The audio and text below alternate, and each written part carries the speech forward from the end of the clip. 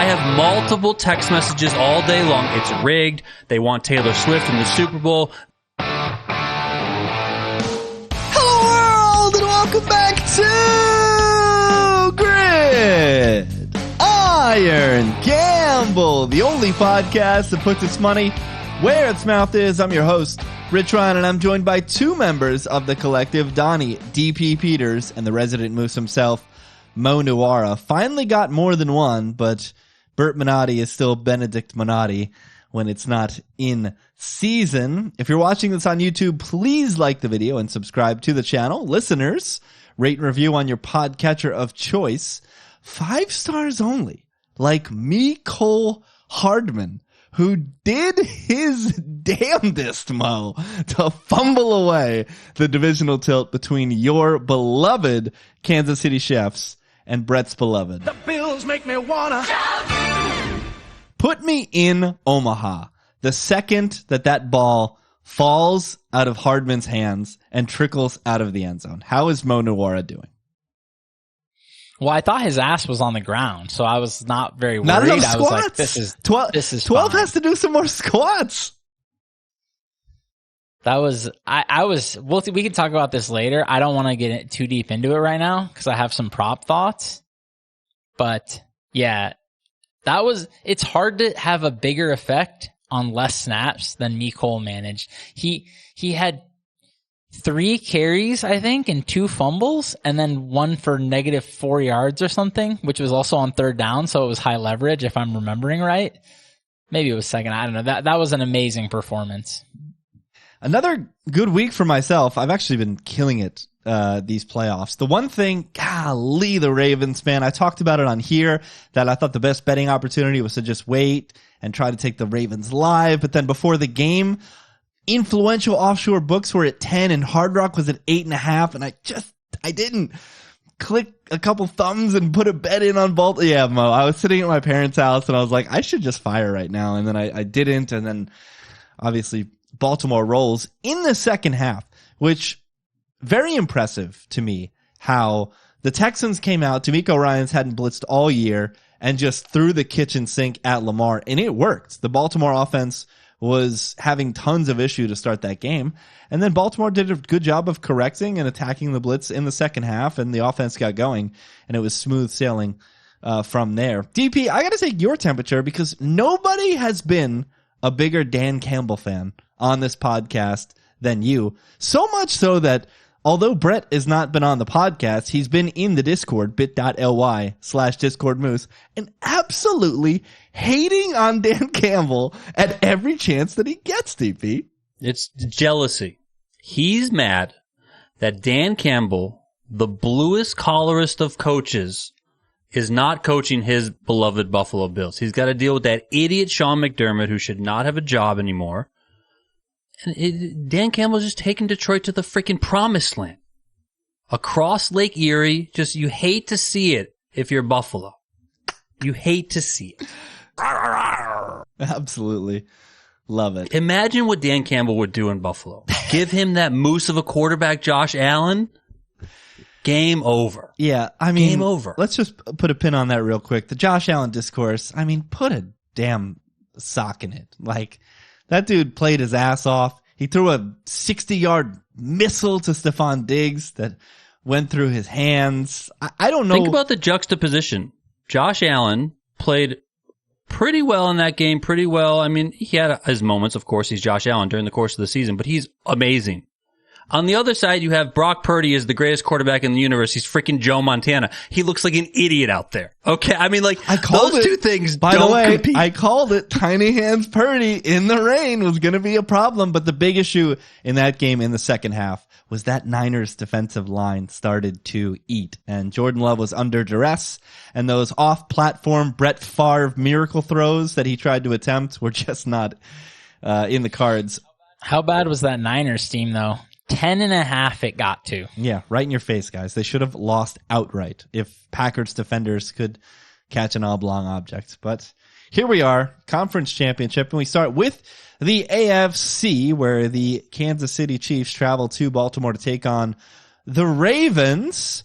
This opened near a field goal, and it's been steaming in the Baltimore direction ever since. So much so that the last numbers that I saw were -3.5 in favor of Baltimore, with -110 on offshore books, which is a big juice at this specific book, -115 here at Hard Rock. So there could be momentum 2-4, which is a bit of a dead number, but still an indication that influential money is piling in on Baltimore. And all three of us lean towards Baltimore. I don't think any of us has a very strong opinion on the Ravens in this contest. So we have to go to Mo first. This is your Kansas City Chiefs, and you've tried to stump for them. I shouldn't say try. You have been stumping for them all week. You're giving the facts, which is Patrick Mahomes is the greatest human to ever put his hands on a pigskin and hurl it forward in a spiral motion.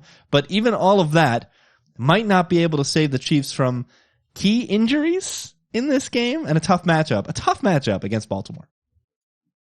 Yeah, I am a little bit worried. The more I look into this game, the more worried I get for the Chiefs, I think. First of all, a couple injuries broke their way, both. It looks like Marlon Humphrey's probably going to play. I saw some clips of him practicing. Sounded like he's going to be he's probably a favorite to go. And then Joe Thuney's big favorite not to go. So I could live with Joe Thuney being out, especially because he has a good backup, Nick Allegretti, who has been in the fire for the Chiefs before.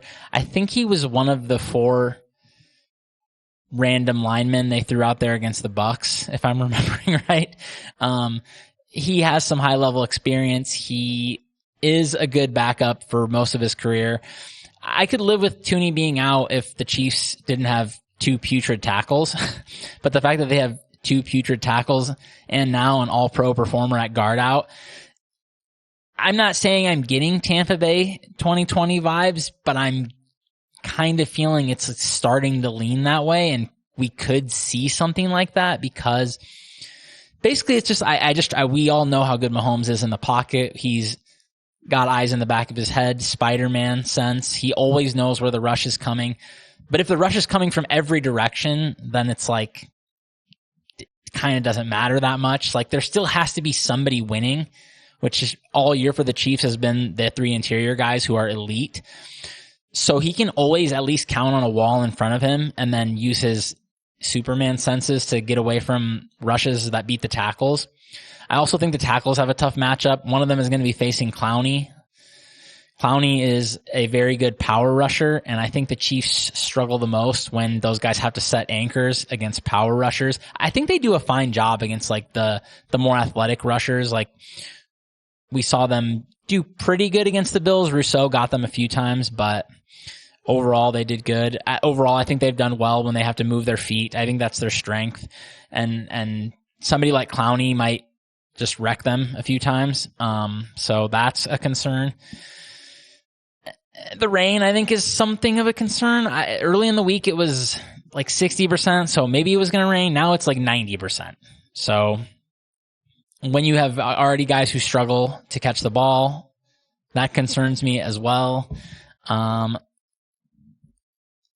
It's a defense that Mahomes has also shredded in the past, but also we have a new coordinator who doesn't blitz like the old guy. The old guy blitzed all the time. So basically Mahomes had his way all the time. They also have a guy named... Now it's different. We don't know. We haven't seen it yet. We don't know how the matchup is going to go, but at least we knew that was a strength before when Mahomes was always facing the blitz. So yeah, I'm starting to be a little bit concerned. I think probably the Ravens... I like the over, but I like the over more earlier in the week when me and you were talking about it. The more I'm looking into it with the weather and stuff, I'm starting to get a little worried. I think I'll still play the over small, but not as excited as I was when we first started looking at this game. Yeah, the first and only bet that I made this week was over 45.5. I was obviously crestfallen to see that it started to steam down all the way as low as 44. And the weather... Well, so that's the thing. I'm like wondering... That's why I'm holding off. I'm wondering if the weather is going to stay bad and maybe people will move it and I'll get a better number. I'm still think I'm going to play it, but I'm going to see if a better number comes up. Yeah. I mean, it's still Mahomes in January, as you've hit us over the head with a million times in the Discord. And it's true. I think I got too cute last week. Both Mahomes and Allen. Like when it's nut cutting time, those guys are just going to go to a different level. And they showed that they have that in their bag. My biggest concern when it comes to Kansas City is that we've seen an offense that struggled most of the season, specifically in the red zone, get really fat and happy against a Dolphins defense that had a ton of injuries and was in freezing cold temperature and just not ready to play in that environment. And then a Bills team which also had a ton of injuries and sustained even more injuries throughout that contest. I mean, something Klein came off the couch and had really tough assignments in that game. That's not happening in this game against Baltimore, where Roquan Smith has come in and has honestly been a renaissance, I think, most for Patrick Queen, because Patrick Queen was a bust. He was a first-round pick that was not living up to the hype, but having a caddy such as good as Roquan Smith next to him has covered up a lot of inefficiencies, where I think Andy's still going to target Queen. One of the things that I'm going to look at is Queen tackles, because I think he will be a target for Andy Reid. I still think he struggles a lot in coverage. But how many times can you go to that well? Especially when you would think that Roquan would be someone who would not shadow, but at least show favor in Travis Kelce's direction, which then leaves just Rashee Rice to be the main target for Kansas City. So I'm not getting involved in this game, I don't think, other than the over. I think if I do, I want to dig into some Ravens props, because I kind of feel like blanket unders across the board for Ravens pass catchers, because their target funnel is just so damn wide that there's nobody that's commanding any type of volume that is going to hit a lot of these thresholds. So if you attack a bunch of unders, like, yeah, one of them might go off, but they might have such a target concentration that all the other players in the offense hit their unders, and you have Lamar running so much, so that he's taking so much yardage volume off the table just by scrambling or design runs in himself. So I think I'll be looking in that direction. And then the Chiefs have such a narrow funnel on the opposite side of the spectrum that I think, as fishy as it is, I think you have to look at Kelce and Rice overs, because they are the entire pass offense for the Kansas City Chiefs. The rain element is a bit worrisome when it comes to that, but I mean, they just command so many targets in this offense that I don't know where the ball gets distributed elsewhere in crunch time. DP, what are your thoughts on this AFC Championship tilt? Well, I respect your opinion, Rich, so I'm a little bit upset to hear that you would take the overs for Kelce, because I'm on the unders. I just feel like he's just not the same guy. I mean, he's not that open anymore. He's dropping a lot of passes. Like, he's just... Not that he's washed, I'm not going to go that far, but he's just not Travis Kelce like I think people attach that brand value to the name Travis Kelce. I think somebody like Harbaugh and this Ravens team in general is really going to hone in on what the Chiefs do well, and that's first and foremost Travis Kelce. Like, obviously it's Mahomes, of course, but like, who's Mahomes' go-to guy? It's Travis Kelce, and then it's everyone else. So, you know, I think a little bit of what you said with the linebackers, with Roquan, with, you know, also Travis Kelce not being so good. Like, I think it's just going to force Mahomes to go elsewhere, which he's certainly capable of doing. And then that leads me to kind of just wanting to back the Ravens in general, because, listen, you pointed out, this isn't the Dolphins, this isn't the Bills, which I think the Chiefs, like, they're kind of built defensively to play against those teams. Like, they're a good pass defense, right? Well, the Ravens are maybe the Bills before Joe Brady decided we were going to play caveman ball. Unbelievable. True.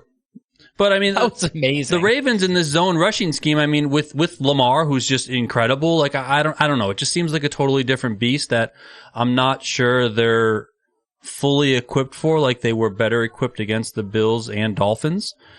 So I like that angle there. And then honestly, listen, I was coming into the week like, you got to fire Chiefs, Lions, money line. Like, that's what I'm going to do. Let's go. Now I just see everyone, literally everyone. I have multiple text messages all day long. It's rigged. They want Taylor Swift in the Super Bowl. I'm like, all right, you guys are forcing me to bet the other side. I can't take it anymore. I can't do it. Like, I just can't do it. So I'm like, I mean, I'll probably take a little Ravens -3.5. I like the over as well. I think end of the day, like, these quarterbacks are just too good. They're going to score points. Like I don't care. Like I don't care that like the Ravens don't have like a huge pass catching option in terms of like that name brand value. Yeah, I can dump on Travis Kelce, but like Mahomes, I think can get it done ultimately. Lamar, I think can get it done spreading the ball around or just with his feet. Like he can run. He's amazing at it. So, I'm gonna take Kelce under yards, under receptions as well, and then I'm probably just gonna bet the over as well. Yeah, I definitely think Kelce is mostly washed, but I can't get past the fact that he is going to get a 25% target share. Like a quarter of every target that Mahomes distributes is going to go straight to Travis Kelce. That's kind of why I'm more confident in his under for yardage, just because it can be like he can have 7 catches for 7 yards. I mean, like, he can just dink and dunk. Like that's just kind of what he does, And then the fuel that is going into that public sentiment towards this being rigged, the Taylor Swift thing, the Sean Smith tweet that Warren Sharp, aka what's his real name? Tyler. It's something Tyler Brickner, I think is his actual name. Fake Sharp Warren. I had no idea this was a thing. Yeah. This is Warren Sharp hilarious. is a pseudonym. Yeah. It's a fake name. It's just it's a stupid tweet. The guy has a sample size of, I think, what was it, like 40 games as a head official in the NFL. This is not a worthwhile sample size to bring out something like this. And Donnie's right. Every public opinion that has been registered is in the Chiefs' favor, which makes me feel like that this is Ravens in a runaway as well. But Mahomes is going to go down swinging, man. That's one thing that's for sure. That this is not. I mean, we saw him parallel to the ground against the Bucs when he was basically drawing dead, doing everything he could and he threw a strike to will the Chiefs to victory in the Super Bowl. So that's another reason why I lean over. I don't care what the conditions are. I don't care the game state. Like, Mahomes is going to find a way to get first downs and put the Chiefs into scoring positions, even if they're getting their ass kicked, even if their guys aren't catching the ball. Like, he's going to find a way to get to 20 points.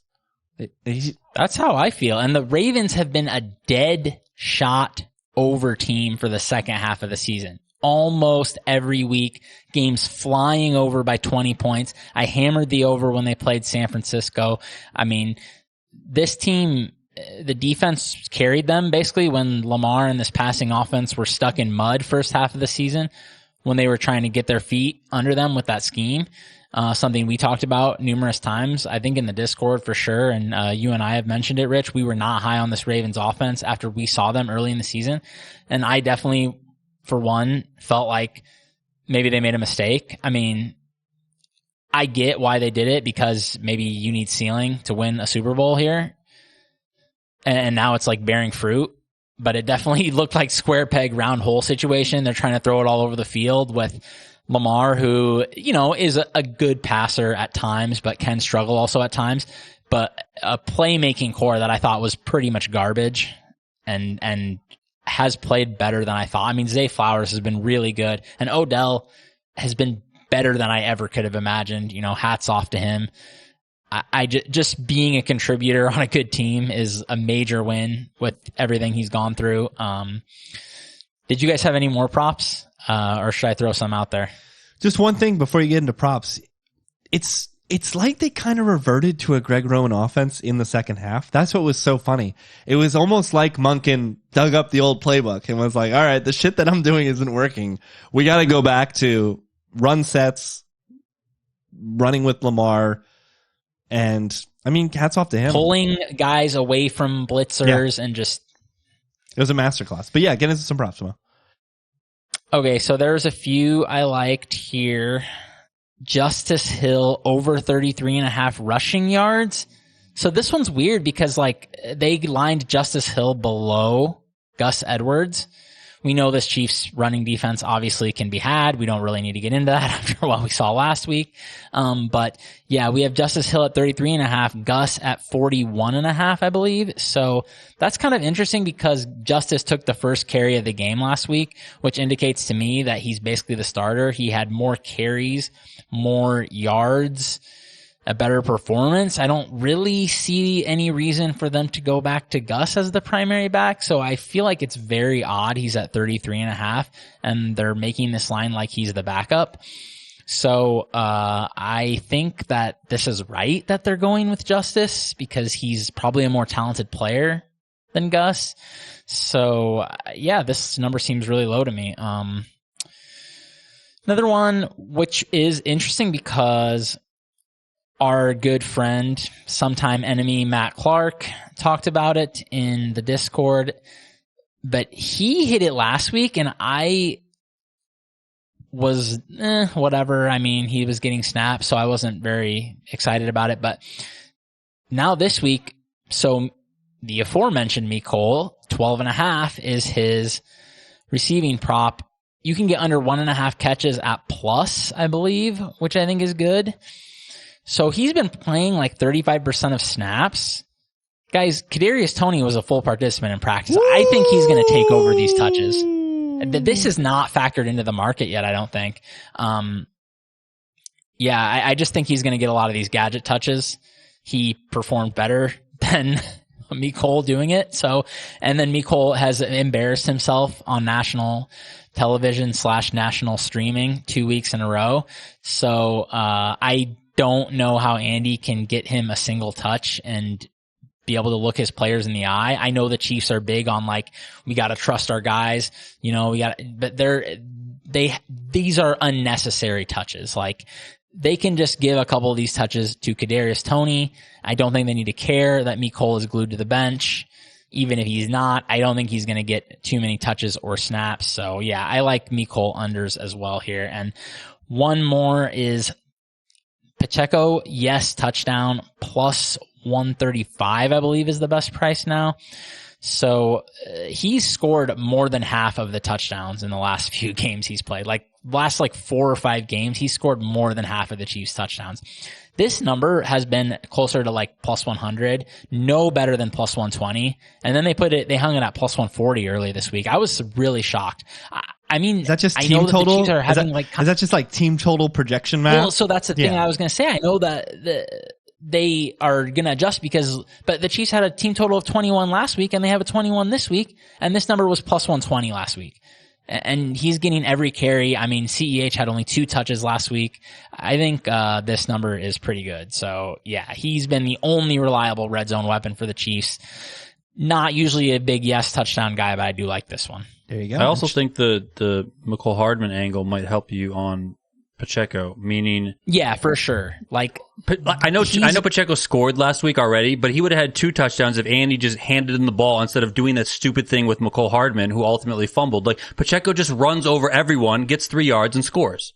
Right? And you guys know how coaches are. This is if I went for 2 and I didn't get it, the next time they're kicking because, that's just how it is. So that's actually probably sharp in this case because Mecole's so bad, but just saying it's just coach behavior. Whatever didn't work last time, they're going to steer clear of it. All right, let's do it then. Lions at Niners. Did this open south of a touchdown or was it a touchdown consensus across the board? There were some 6.5. I saw some 7s and some 6.5. I saw some really heavily juiced 6.5s as well. It's pretty much 7 across the board now, but it's tilting towards perhaps 7.5 in favor of San Francisco. And I think this game is absolutely fascinating because what do we do with Brock Purdy when it matters? He quite literally, not literally, but he basically crapped down his pants last week, played very poorly, but then when it mattered, he put together a drive and without Deebo Samuel helped the Niners get down the field and win that contest. You've got a Lions team that we know the Jared Goff cap. When Jared Goff is clean and comfortable, this guy can shred and distribute to all of his great pass catchers. When he is under duress and sees pressure, he crumbles like a cookie. And if the Niners defensive line plays like they did in the second half last week and gets pressure, then this could be Niners in an absolute runaway. If this Niners team plays like Baltimore did when the Lions traveled to Baltimore and absolutely routed them, then this is going to be Niners in a laugher. But DP, if Kyle Shanahan comes out and is squeaky bum right off the jump again, this Lions offense is better than the Packers offense. If they can protect with an elite offensive line and Goff has time to throw, this Niners secondary is very suspect. You believe in the Lions on the spot. You were the only person taking the point with Detroit. So I believe in Dan Campbell. I mean, it's stupid. That's the end of my cap overall, and if you don't like it, I don't really care. But, I mean, I don't know. I feel like this line is a little bit disrespectful to the Lions in a lot of ways, and I feel like if anyone can make his team believe in that sort of voodoo, then it's Dan Campbell. I mean, that's what he's done all year, right? I mean, the worry here is San Francisco, I think, is going to want to run the ball for two reasons. One, I think Shanahan is going to have a little bit of a tight bum and take the ball away from Brock Purdy to some extent and lean on the all-world Christian McCaffrey, which is certainly a very strong thing to lean on. Secondary to that, while the Lions were good against the run in the season, they haven't been so good in the playoffs. So that's a bit worrisome, right? I mean, I don't know. I'm worried. I'm betting with my heart. You can call me crazy. So, that's kind of the end of that. What I will say that I expect a big game from Jameson Williams. I like some props there. I think ultimately if this game opens up, if Goff is able to throw, I think some deep shots are going to be had, and that's really all Jameson Williams is there for, right? So that's kind of where I'm going with that. So if you can find things like, Jameson Williams to have like the longest reception or maybe some over, stuff like that, I think you can probably get some good prices there overall. Cause I mean, he is that home run hitter, and I think he's going to be open, and he's been quiet in some recent weeks. So, I think that's something that's going to be a little bit undervalued. It's pretty remarkable, Mo, how much the Lions hit on the draft this year. Everyone panned them for the Gibbs and the Jack Campbell picks in the first round, taking two non-value positions that early. And boy, specifically for Jack Campbell, are they going to need him in this game with how much George Kittle is involved and how much the Niners love to attack the middle of the field. And then the other rookie, who's been absolutely massive, Brian Branch, plays in that same spot as well, close to the line of scrimmage. So those guys are going to have to make big impacts on this game. And yeah, I mean, again, like I said, I favor Niners, but I'm not loving it, Mo. So are you loving Niners, excuse me, or are you just, no, shaking your head? You're just gun to your head. You have to put an X next to SF. Yeah, I do. I did lean Niners. I think the move back to 7 is right, but one thing Donnie is pointing out about Campbell that he didn't really, I think, dive too deep into, but I think is right is, doesn't Campbell's lunatic aggression help you more in a spot like this when you're 7-point dogs? I mean, that's probably a real thing. Well, both here. ways, right? It introduces variance, right? It gives, especially when Shanahan is a nit, and I think Donnie might be onto something about taking the ball out of Purdy's hands. I mean, we all saw those dropped picks. They're going to see those in film. I don't know. That makes me worried that they can't cover a number like this. Plus, with these sorts of teams, the back door is always open. So. I think Shanahan in general has always been a coach who kind of hasn't really ever loved his quarterback. I feel like if you gave this guy truth serum, like he'd be like, I want to start Sam Darnold. He's just that type of guy. Like there's even reports, there was some report that I saw where they were trying to get Tom Brady out of retirement or something to take, this, I don't know. I just feel like it's always a whiff with him that he just doesn't like his situation at quarterback. Like he thinks he has like some guy that he can mold, but then ultimately that guy doesn't reach the potential that he might have thought that he had, or he isn't exactly where Shanahan wants him to be. And it's always like that what if factor. So if that's true, then why doesn't he then just take the ball away from that person and not let that person spoil his opportunity? It was so funny listening to the broadcast because they brought up all these route concepts and they were like, Purdy's different. Shanahan trusts Purdy for all these route concepts. I'm like, no, all of them were there for Jimmy G too, but he was just a pussy and he never threw it. So it wasn't like the plays are better. It's just that Brock Purdy's kind of a maniac and he's willing to try to fit the ball into these shorter windows, Mo. I think specifically when it comes to sack avoidance too. I mean, I haven't looked up any numbers, but I feel like Jimmy took a lot of ugly sacks at times where he loves holding the ball for too long. We saw that numerous times with the Raiders this year, and that can really sink an offense, like ODB was telling us. What did he say? A sack is worth 1/3 of an interception. I mean, it's basically a drive killer, so you see why that would be the case.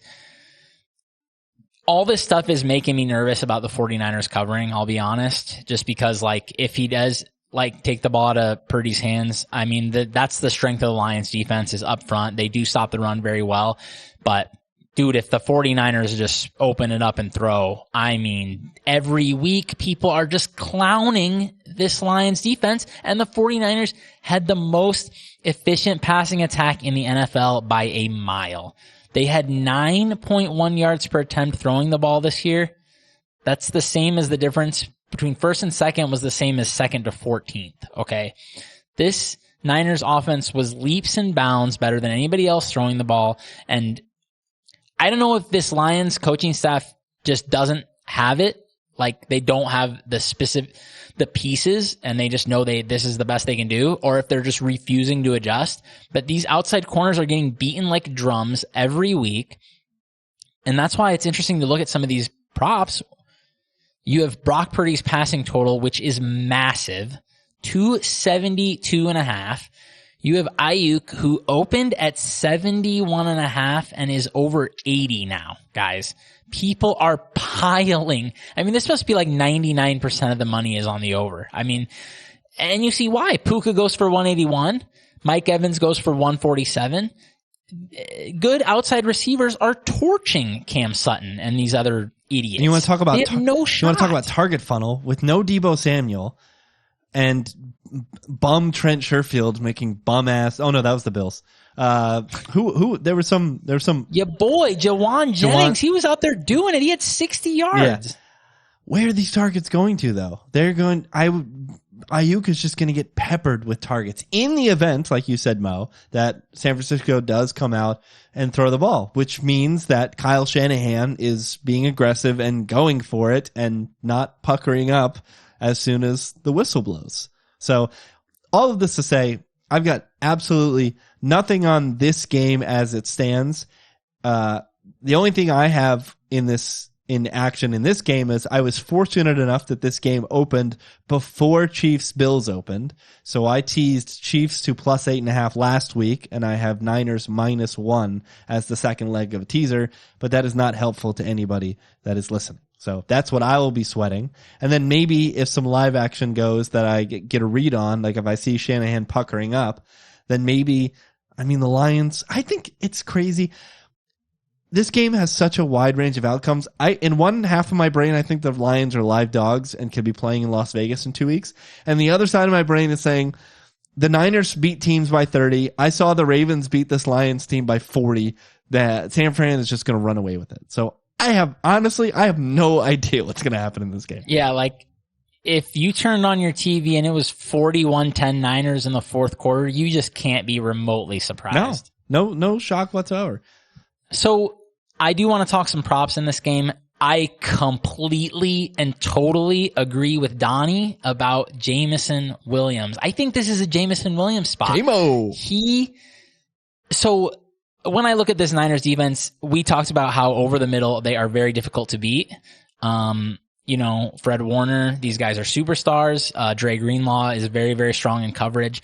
I think they're going to need to hit outside routes frequently here. Jameson Williams has been a bigger part of the offense the entire second half of the season. He had a good game last week, 45 yards, I think it was.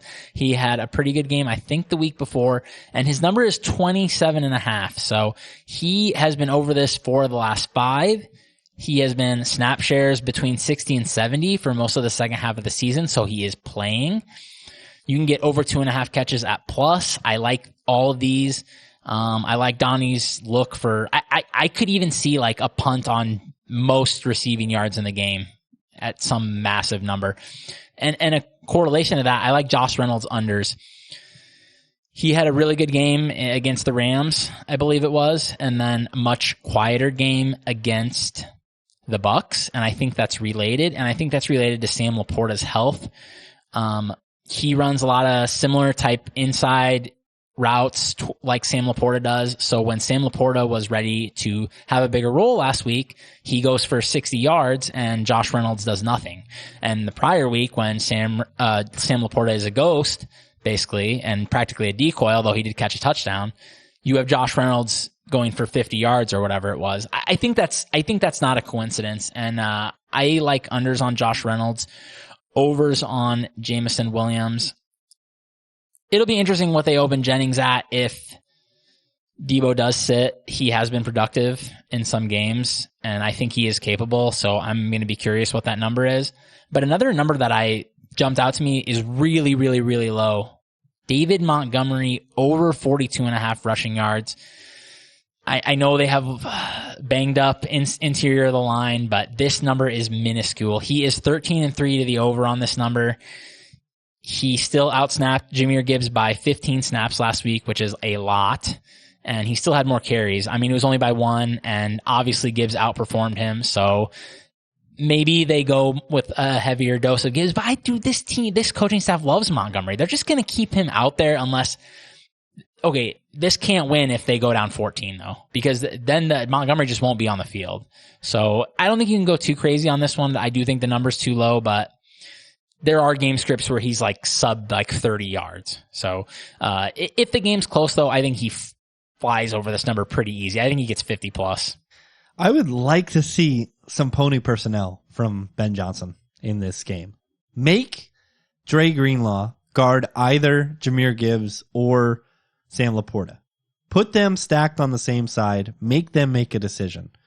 Because I think that's when you could get an opportunity to spring one of them open. Because we know how good Greenlaw is in coverage if you kind of make it just a one read decision. But get both guys on the field. I think with Gibbs, they might just be being really sharp and just understanding with his body type that he just can't take the same beating that Montgomery could. But man, he had so much juice in that game against the Bucs. It was like every time he touched the ball, it was lightning on the pitch. DP, any props that you're looking at in this contest? No, just looking at the Jameson Williams overs, kind of any way I can kind of get exposure to that. I mean, Mo, I didn't really think about that one for the most receiving yards. I think that's a good look as well. I really like him for, a longest reception type of angle. I think it would help his numbers if what's his name gets announced in. Debo gets announced in. I think people will maybe gravitate towards Debo a little bit depending on what they say about his health, but that could maybe help some Jameson Williams numbers. But yeah, and then listen, end of the day, if you do look up in the, third quarter, fourth quarter and the Lions are getting blown out, well, I think there's more likelihood for some deep shots, right? I mean, they got to get back in the game. Might as well just YOLO it down the field to Jameson Williams. Is Lions team total over going to be the play? Is that what we're kind of stumbling into here? I just don't see what game state do the Lions not score a bunch of points in, right? Like, if they're getting their doors blown off, then they're going super wide and throwing the ball every play and challenging these really poor Niners cornerbacks.